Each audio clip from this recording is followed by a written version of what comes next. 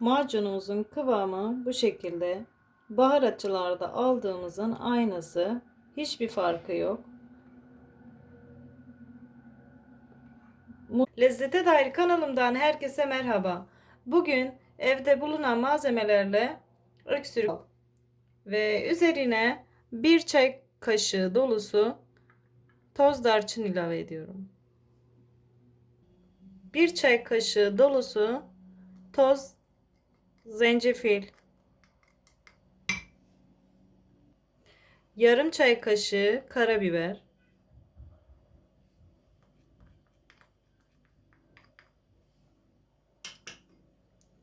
ve bir yemek kaşığı kadar sumağı da ilave edelim.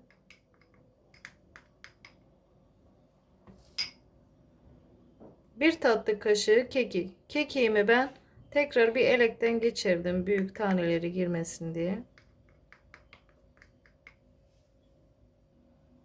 Ve bir çay kaşığı zerdeçal.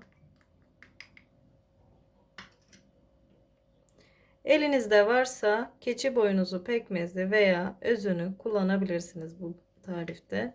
Yoksa da baharatlarla barla da aynı şekilde yapabilirsiniz. Bütün karışımları güzelce karıştıralım.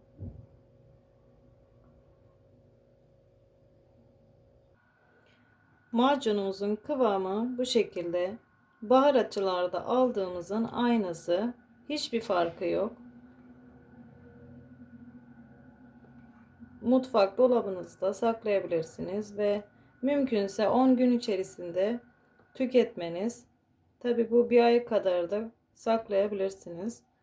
Sabah bir yemek kaşığı, akşam bir yemek kaşığı, yemekten sonra çocuklar için bir tatlı kaşığı, kesinlikle öksürüğe, boğaz ağrısına, boğaz iltihabına çok iyi gelen ve hepsi de doğal. Önce bunları deneyelim. Geçmiyorsa sonra hastaneleri biliyorsunuz. Bu aralar hastanelere gidemiyoruz. Malum. Şimdiden deneyeceklere afiyet şifa olsun.